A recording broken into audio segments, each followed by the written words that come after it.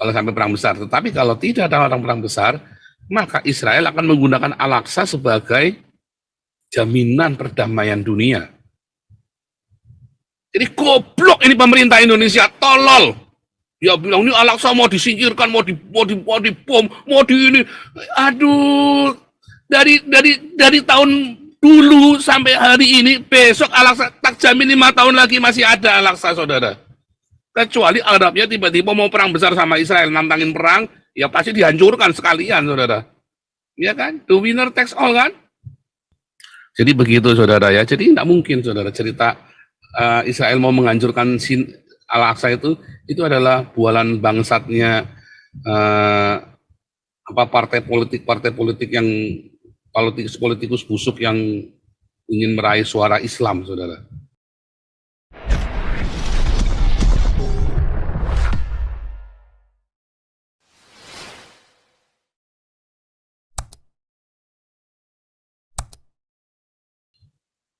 Ya, ini Raja Uti dulu, silakan.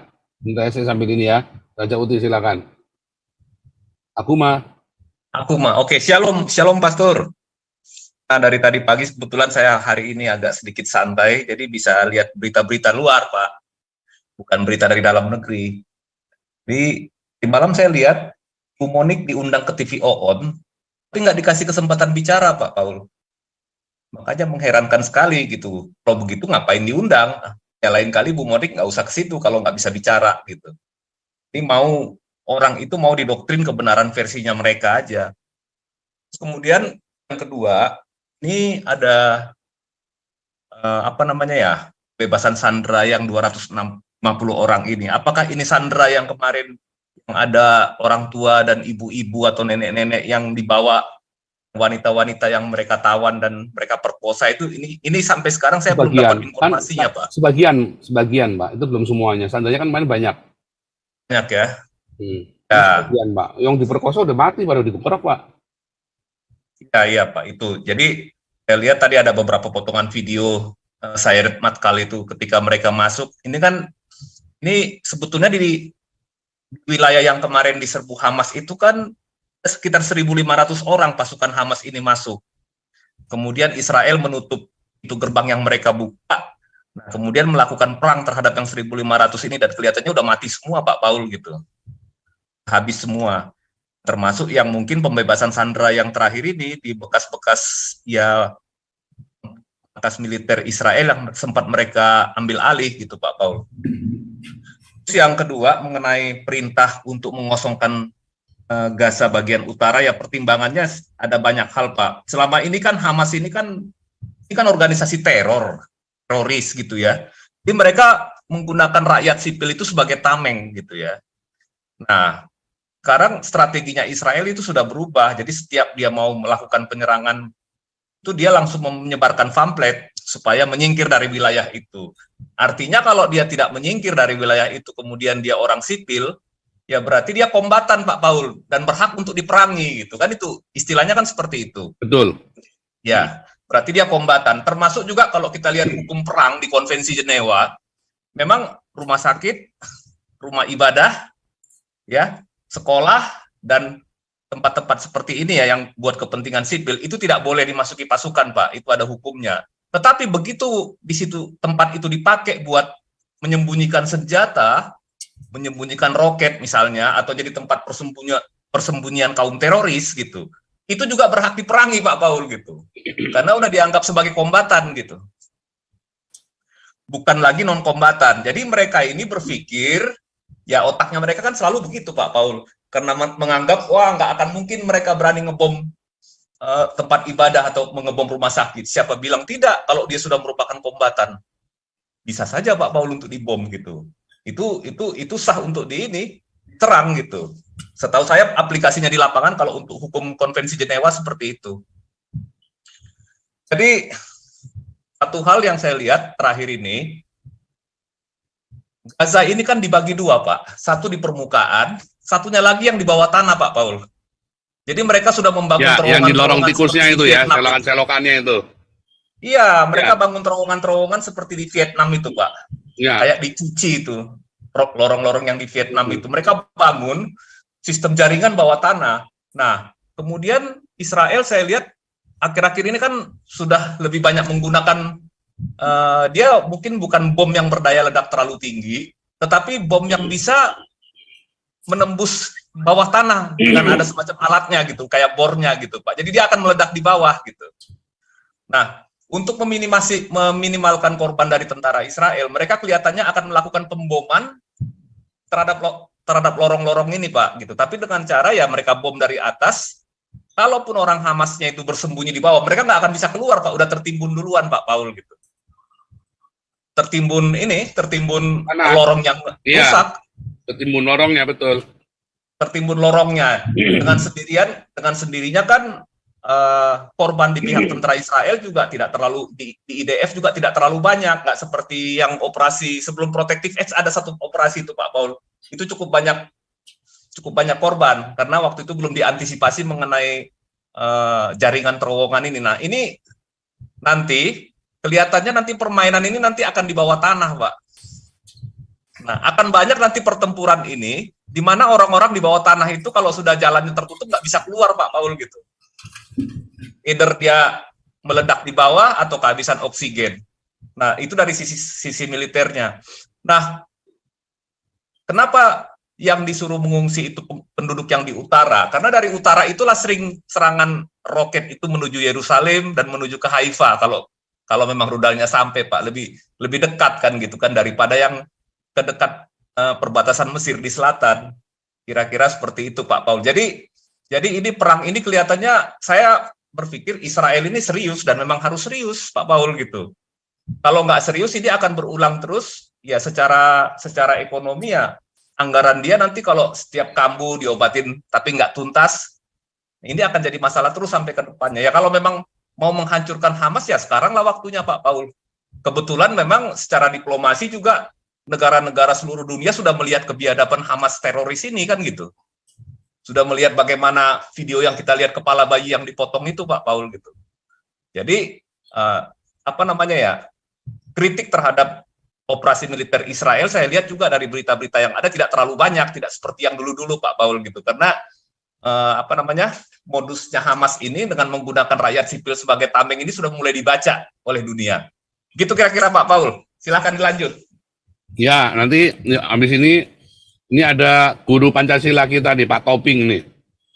Nah, ini ada guru Pancasila kita, Pak Toping. Wah, ini lagi masuk recovery ya, saudara. Tapi sebelumnya mau saya bacain dulu nih. Berdamai dengan Israel. Buku ini saya tulis akhir 2015, saudara ya. Mungkinkah Arab berdamai dengan Israel? Jawabnya adalah harus. Untuk bisa bangkit dari keburukannya, karena sebelumnya saya cerita Arab Spring dan kebangkrutan ekonomi Arab ya. Ya, untuk bisa bangkit dari keterpurukannya, satu-satunya halangan bagi Arab adalah Israel. Mau tidak mau, Arab harus berdamai dengan Israel dan mematuhi keinginan si anak manja ini. Israel ini kan anak manja, saudara. Disayang Amerika, disayang orang Kristen seluruh dunia. Zionisme itu kan biaya dari gereja-gereja awalnya. Walaupun si Rothschild, ya, seluruh Israel itu. Jadi jangan berkata bahwa Israel itu menduduki tanah Palestina itu langsung dibunuhin orangnya. Enggak, saudara, tak kasih tahu ya. Si Rothschild itu adalah bandar dari Israel. Ya, dia itu beli seluruh tanah itu dibeli. Orang-orang Palestina nggak ngerti kalau itu dibeli sama Rothschild, saudara. Terus dikosongin tanahnya itu yang di tengah itu tadi ya. Masuklah mulai ya, nanti saya kasih tahu ya sejarah aliyah. Ya, sejarah aliyah. Itu tanahnya dibeli di bandar, Rothschild yang bayarin, saudara. Jadi beli sama seperti Abraham sama si Abimelek itu ya, Raja Filistin. Mau beli tanahnya buat pemakamannya istrinya Sarah. Beli, saudara. Dan Abraham itu menguasai tanahnya orang Kanaan dan orang Filistin. Dia beli, saudara. Orang Filistinnya bilang, sekarang kamu lebih kaya dari kami. Bilang ke Ishak ya. Sekarang kamu tuh lebih kaya dari kami dan lebih berkuasa dari kami. Dibeli, saudara. Beli. Bukannya perang. Enggak, saudara. Enggak kayak Muhammad. Ngambilnya dengan perang. Paksa. Abraham, Ishak, beli, saudara. Jadi waktu Israel kembali ke Kanaan, ya nanti saya cerita, ini jam berapa nih? 12, nggak apa-apa. Nanti semoga keburu ya, saudara ya, historisnya ya. Itu tanahnya mereka. Israel dari Mesir kembali ke Kanaan, Exodus, Itu sama persis dengan hari ini Israel kembali ke, orang Yahudi kembali ke Israel. Itu tanahnya mereka, saudara. Nenek moyangnya mereka udah beli. Ishak dan Abraham beli dari tanah orang Filistin. Ya, apa saudara? Apa yang menjadi permintaan Israel? Pembangunan bait suci di Yerusalem tanpa gangguan dari ekstremis penduduk Palestina yang anti Israel. Karena ada penduduk Palestina yang nggak masalah. Sebentar. Yang pasti, nah nanti di bab selanjutnya nggak akan diganggu. Masalah bait suci Al-Aqsa tidak akan diganggu oleh Israel, saudara. Paling tidak sampai 10 tahun ke depan. Kecuali itu jadi perang besar ya. Kalau nanti Arab perang besar dengan Israel, kalau Arab negara-negara perang iya dibasmi, saudara, Al-Aqsanya dihabisin, saudara, diratain kalau sampai perang besar. Tetapi kalau tidak ada orang perang besar, maka Israel akan menggunakan Al-Aqsa sebagai jaminan perdamaian dunia. Jadi goblok ini pemerintah Indonesia, tolol. Ya bilang ini Al-Aqsa mau disingkirkan, mau dibom, mau di ini.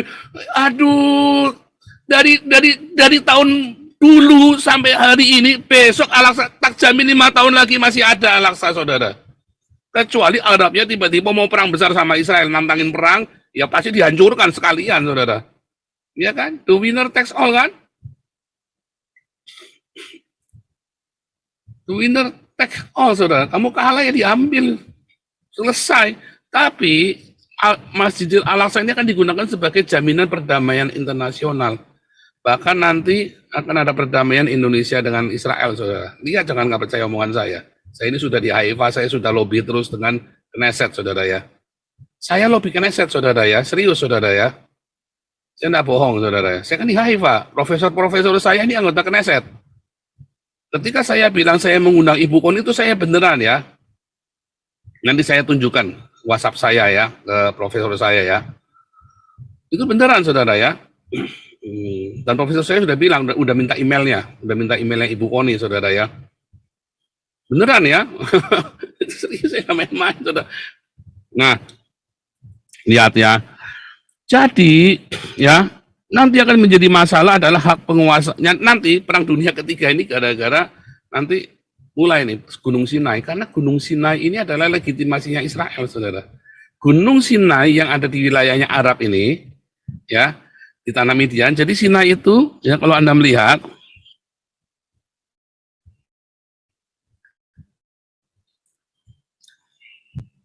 selama ini kan kalau kita tur Israel kan Sinainya di sini, yang namanya Sinai itu di sini, saudara. Ini salah, saudara ya. Sinai yang benar itu ada di sini, saudara. Menurut Alkitab, sudah saya terangkan dalam buku saya Khilafah Terakhir. Jadi apa yang terjadi dengan Hamas ini semua sudah saya tulis di dalam buku saya Khilafah Terakhir. Makanya saya bisa ngomong ngoceng-ngoceng gitu. Itu semua sudah, itu tesis saya, ya. Ini Sinai yang benar, saudara. Ini ya, jadi bukan di sini, saudara, bukan di yang merah itu, salah. Ya, tapi ada di yang biru itu karena ini adalah wilayahnya orang Midian, ya, sampai wilayah orang Ismail, sampai ke Mesopotamia Barat yang biru itu. Sinai itu ada di tanahnya orang Midian, saudara, yang sekarang jadi Arab Saudi. Dan sekarang ini katanya nanti mulai beberapa 2024 atau 2025 kemarin ya, itu nanti akan dibuka untuk wisata, saudara, akan dibuka untuk wisata, untuk ziarah. Sekarang yang boleh ziarah ke sana hanya orang Islam, tetapi 2024 akan dibuka ziarah untuk orang non-Islam. Ya, di situ nanti ya. Nanti kita bisa ketemu situ 2024 bulan Maret. Anda daftar dari sekarang 27 Februari sampai 6 Maret. Anda mau ikut buruan daftar ya. 27 Februari sampai 6 Maret. Biayanya 2.350. Nanti kalau tambahan Yordan, kita mau ke Petra juga ya, mungkin jadi 2.850 atau 2.900, saudara ya. Pokoknya siapin budget 3.000. Tetapi kalau dalam bulan Maret ini kita punya Pilgrim Project jadi, ya akan murah sekali, bisa cuma 2.000, bisa cuma 1.500, saudara. Karena tinggalnya nanti di ini saya, di base campnya saya sedang bikin Pilgrim Project di Israel, saudara, supaya Anda bisa tinggal di sana. Cuman model tiket sama visa, man get money yang di Ungaran itu loh, ya. Tapi modelnya backpacker, ya backpacker. Ya karena Anda kan datang ke sana kan mau ibadah kan, Anda mau apa kontemplasi. Jadi begitu saudara ya. Jadi tidak mungkin saudara cerita Israel mau menghancurkan Al-Aqsa itu adalah bualan bangsatnya partai politik yang politikus busuk yang ingin meraih suara Islam saudara. Itu tipuan-tipuan media yang hidupnya dari hoax, gajinya dari hoax. Anda kalau nonton TV One sama Tribun, Anda kesini dulu masuk tanya, Pak bener begini enggak? Nah gitu ya. Nanya dulu deh di sini deh, karena itu semua hoax semua saudara. Ya, percaya saya itu hoax semua. Selama berapa hari Anda dengar, ini informasi, saya sudah ke Gaza, saya tinggal di Haifa. Wah ini Haifa dibom, kita aman-aman aja kok teman-teman semua aman-aman aja yang tinggal di Haifa. Kok jadi ribut sekalian? Ya, nanti saya tunjukkan juga. Oke, sebentar. Pak Ini Paul, kita, ya. Pak Paul, jadi ada yang lucu Pak, saya amati dari berita-berita hari ini, terutama di YouTube. Awal-awalnya itu kan di Tribun itu kan hoax semua isinya Pak. Begitu Pak Paul live 2 hari ini dengan narasumber-narasumber terpercaya, langsung mulai ada yang benarnya Pak. Tapi masih cuma 30-40%, sisanya masih hoax juga. Tapi kelihatannya mulai malu mereka Pak Paul. Iya. Makanya mereka menyampaikan pesan, kayaknya disampaikan pesan nih Haifa dibom. Tak balas lagi, mana saya di Haifa, teman-teman saya di Haifa tenang-tenang aja. Ya. Nah itu Pak Paul, jadi ada bagusnya juga pengimbang berita seperti channelnya Pak Paul ini. Kenapa? Nggak segampang itu mereka bikin hoax Pak. Semua TV-TV mainstream, tapi isinya hoax semua Pak. Hampir 100% hoax di awal-awal perang ini kemarin. Tapi sekarang sudah mulai hari ini sudah mulai waras ya. Udah mulai waras. Ibu Koni bilang jangan gitu dong Pak Paul, ada juga yang baik kok kayak Tribun. Ya Ibu Koni Ibu Koni masuk baru Tribun juga ini kan. Tapi tetap judulnya apa? Beda lagi coba waktu Ibu Koni masuk Tribun, judulnya sama isinya beda. Beda Pak Paul. Tapi paling tidak udah punya rasa malu Pak. Udah ada kemaluannya mereka gitu. Nggak sembarangan bikin hoax seperti awal-awal. Sejak mulai Pak Paul sama channelnya Pak Lirai lah, Lidara ya. Itu mulai memberitakan terus yang benar, malu mereka Pak. Sekarang mulai agak waras lah semuanya. Oke Pak, dilanjut Pak. Ini Pak Jenderal Tobing ini.